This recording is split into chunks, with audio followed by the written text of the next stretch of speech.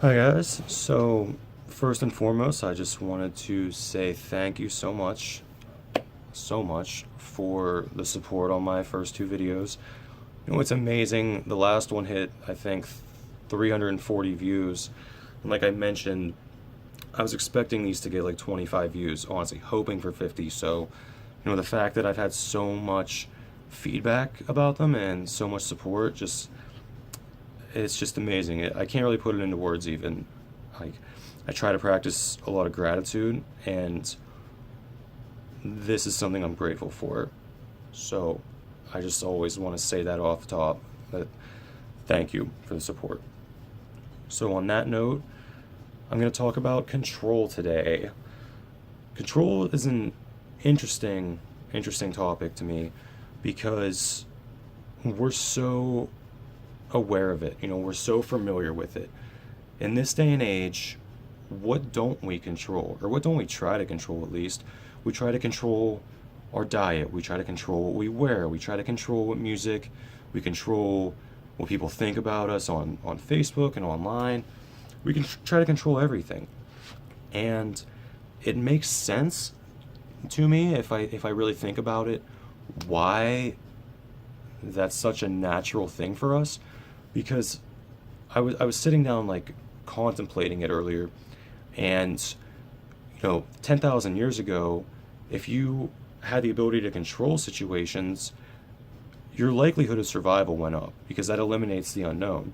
So I understand why it's ingrained in us, but much like a ton of other things that were created for us to survive or survival mechanisms, it kind of doesn't have as prevalent of a role in our life today as it did 10,000 years ago, just because we live in a different society. Things don't often translate that well over such a long period of time. So it makes sense to me, but it is a detriment for the most part now. There's definitely times where it can be positive, but if you hear about it, or like at least whenever I hear about it usually in a psychological setting where controlling is a negative personality trait. It's, it can be positive, which I'll get into in a little bit, but primarily I would define it as a negative trait, and I'll also get into that. So, controlling, for me, my first run in with control was with drug addiction. So not only did I realize that I had, like, not for a lack of trying, but I had no control over my drug use, and that was tough. It's hard, that's humiliating to admit you don't have control over something like that. And my second example would be trying to help somebody, and I've been on both sides of this fence, where I would try to help somebody that I saw was running and doing drugs, or even just not in a great place, and I would do everything I could to try to control them. Like, it's almost like I wanted to get in their head and like work some joysticks or something like that to try and just be like, come on, like, it's so clear what you have to do, just do it. But unfortunately, we literally have zero impact on well, I guess I won't say zero impact, but we have zero say in what people do. We have no control over people's actions. And it's hard to admit that, especially for someone like me, because I always think I know what's right, which is hilarious.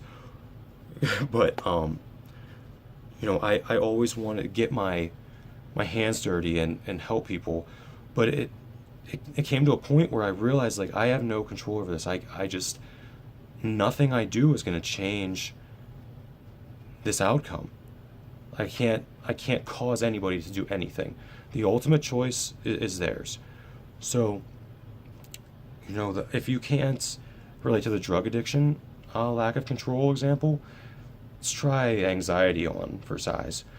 So anxiety is something that's very prevalent in this day and age, and the more I look at it, the more I begin to believe that it's all based off of a lack of control for a certain situation. Like, if I in the past have been anxious about a job interview or a court date or, any date in general with, a girl or whatever, I realize like I have no control over how that goes. So I work myself up like crazy to the point of sometimes being sick physically, when in reality I can try and sway the outcome to what I want it to be, but I really have no control over what the final outcome is.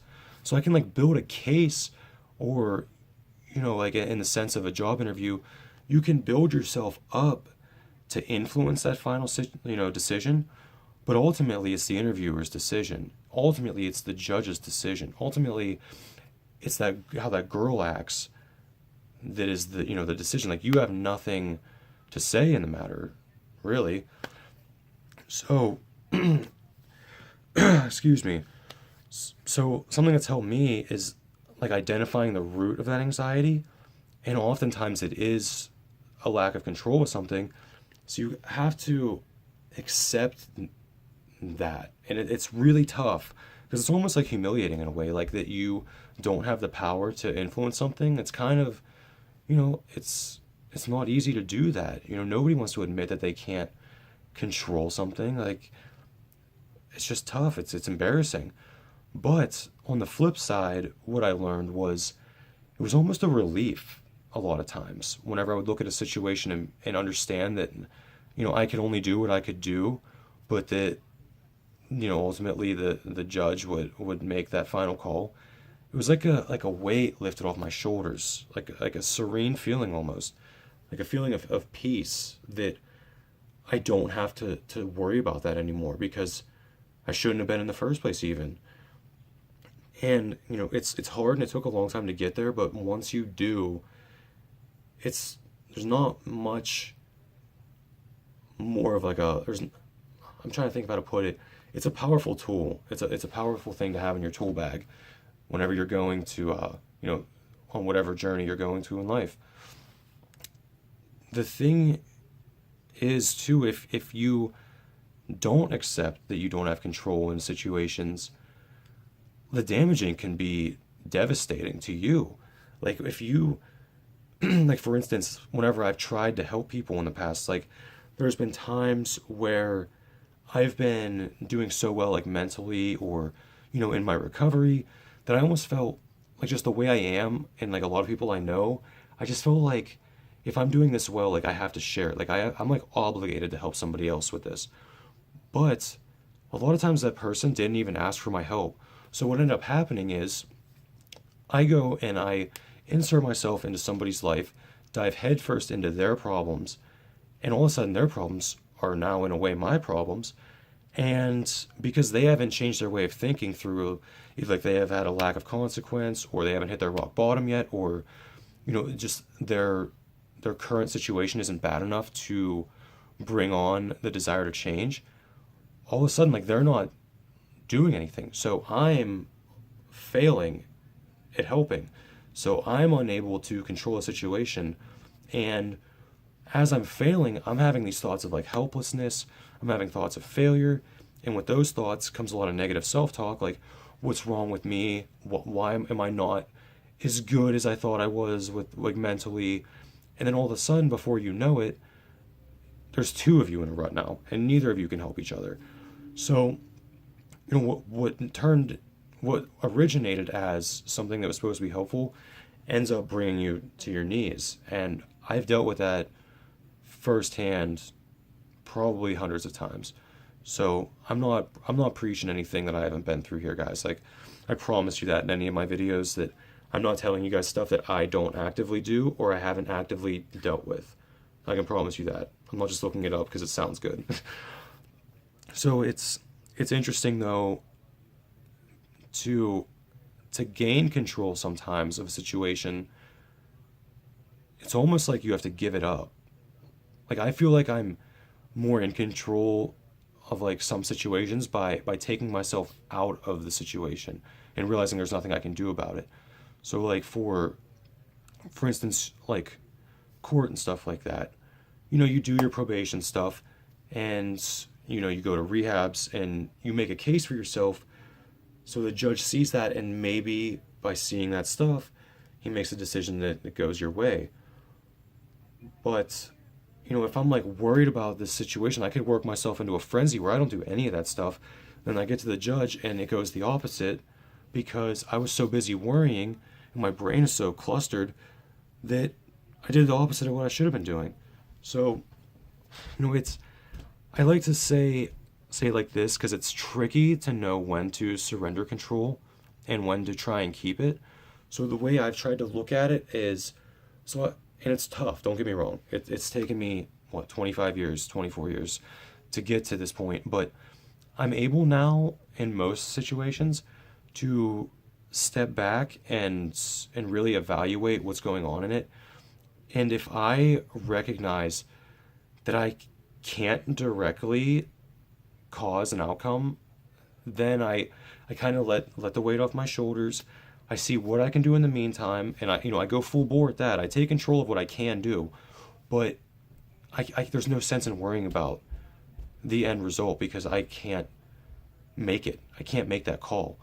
So it's like if I can influence an outcome, but not cause it, that's whenever I relinquish the control. That's when I recognize that there's nothing I can do here except what I can do. And then in situations where I can directly cause an outcome, that's whenever I keep control. That's whenever I say, okay, if I do A and B, it's directly going to equal C, whatever goal that is, whatever, that's the finish line. Like if I do this and this, I will get this. So it's in those situations that control can be a good thing. So it's all about balance. It's like a lot of stuff in this life, and it can be a really valuable tool if you learn to use it. And it's like a lot of the stuff I talk about here. It's stuff that has negative connotations, but you can spin it to be effective and work for you. And that's like what life's about, is taking the barrage of BS that life hits you with and turning it around on itself, coming out on top. Boom. Thanks for trying. So just I guess what I'm saying is just, if you can, or if you're in a situation that's stressing you out or you're anxious about it, step back, look at it objectively and really, really think about it and break it down. Do you have control over that situation? Or are you just worrying about it because you don't have control over it? So, I guess with that, that's all I got. Don't stress over stuff that you can't control. It'll drive you crazy. Probably take years off your life too. So, hope this helped you get 1% better, guys. Thanks.